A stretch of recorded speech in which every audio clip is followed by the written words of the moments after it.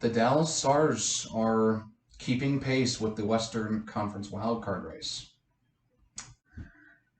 Hawks lose 6-4 to the Dallas Stars at home and extend the losing streak to 7 games. I think this is now. No, it's not their longest losing streak of the year. They had the beginning of the year. What am I even thinking about?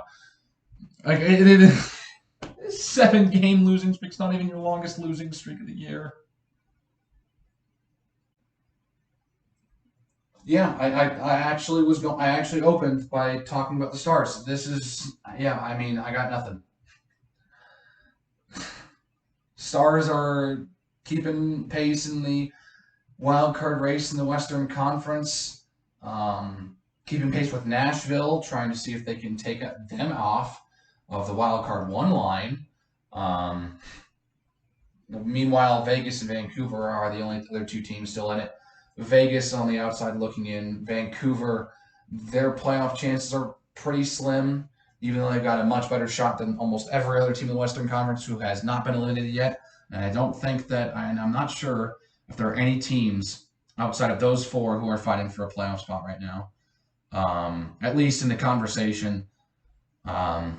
If you haven't been eliminated, you're going to be eliminated soon if you're not, on par with the Canucks. And the Stars are, they're doing pretty well. It's the final time the Hawks play them this year. They played them twice at home. They lost both the previous games in overtime. This is the only time they do not lose in overtime. They lose in regulation. This now makes the Stars join the Avalanche and the Wild in teams in the Central Division the Hawks do not beat this season. And look, the Stars, they went to the Cup final in 2020, shocked everybody in winning the Western Conference, not only defeating Colorado, but defeating Vegas, and then ending up falling to Tampa Bay in the final. And then they missed the playoffs the following year due to some injuries and just overall, it didn't go their way in the COVID-shortened season. And they kind of come back. And frankly, I wasn't really expecting that. They've probably been the biggest, not necessarily the biggest surprise, but one of the bigger surprises in the league. And that's not saying too much. The league's been kind of predictable this year. The Eastern Conference has been super predictable. I mean, I don't think many people were actually seeing the Islanders being as bad as they were at the beginning of the season. But I mean, outside of that the Eastern Conference was set by Game 30.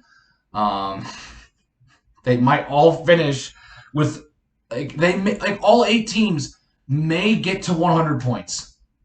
I don't think that's ever been done, and I don't even think it's been close. And that just shows how lopsided the Eastern Conference is. In the Western Conference, the Pacific Division's always been, on a tier list when you think about like the divisions in the NHL.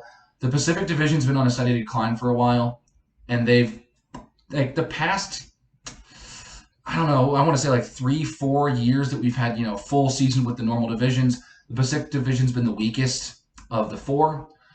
And that comes with the fall of the 3 California teams when they were, at their peak.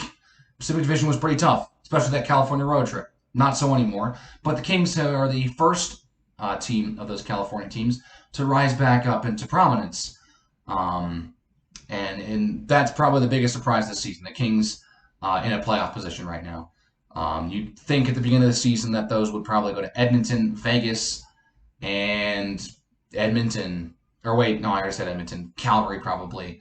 As a lot of people could probably have agreed that Calgary's season last year with the COVID-shortened season and, how COVID ravaged that division makes the Flames season, not being great, kind of You don't really look at it as kind of much.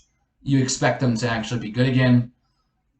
But the Stars, they kind of came back. They were actually better than the Canadiens points-wise last season, so they were actually one of the best teams that missed the playoffs.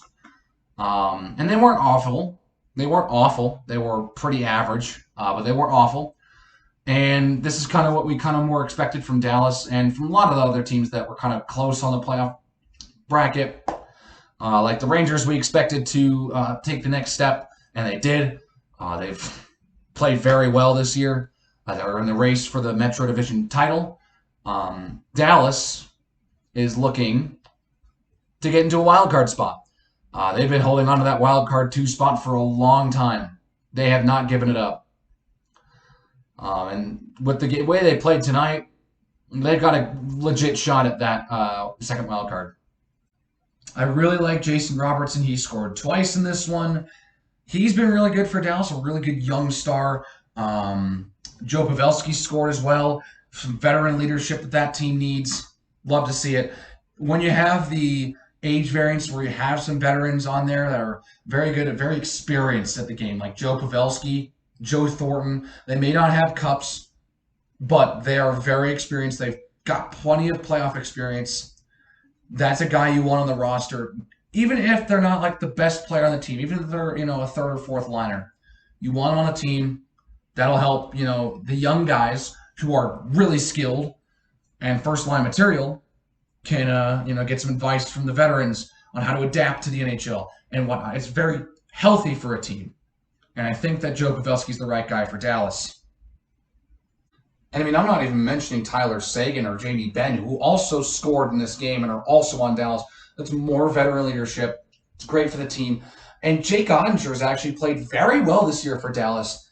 I was not really expecting Jake Ottinger to play as well as he has this season. Last year, with the 8 games the Hawks played against the Stars, I don't think he played all of them. But Ottinger was pretty good. I wouldn't have, thought of him as, an above-average goaltender. I thought he was a pretty average goaltender. But he's played really well in this year, kind of under the radar. And I like what I'm seeing from Jake Ottinger. He's progressing. I'm kind of expecting him to take the next leap, be an above-average goaltender again next season. And even this season if they get into the playoffs. As that would be some real playoff experience for him, even if they go down in the first round, which the wild card teams in the West will probably do because Calgary and Colorado are really good. And that looks to be the favorite for the conference final, which I would love to see, especially as a rematch from that 2019 series where the Colorado Avalanche, as the wild card 2, took out the top team in the conference in the Calgary Flames. But yeah. As you saw, I didn't really talk about the Hawks in this game. They did not really play in a way that I felt like I really wanted to talk about them. I mean, Boris Kachuk, one of the guys that we got from the Tampa Bay deal with Hagel along with Taylor Radish, he scored his first goal with Chicago today, or in this game. I don't know, not today. But yeah, that's pretty much the only thing I can really say that's worthy of note. I mean, Taves is over 10 goals. Kurashev scored again. Good for them. So the Hawks play the Kings next at home. It's kind of weird because the Hawks did not play the Kings until that shootout win in LA, and now they've got 2 more games to play. But they play at home again.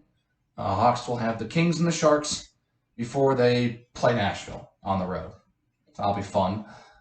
So, yeah, Kings looking like a playoff team, and that's the next stop for the Hawks. I got nothing else. That's it for this one. If you liked it, please hit the like button and hit that subscribe button if you want to see more from me. I'll see you guys next time. Take care, everyone.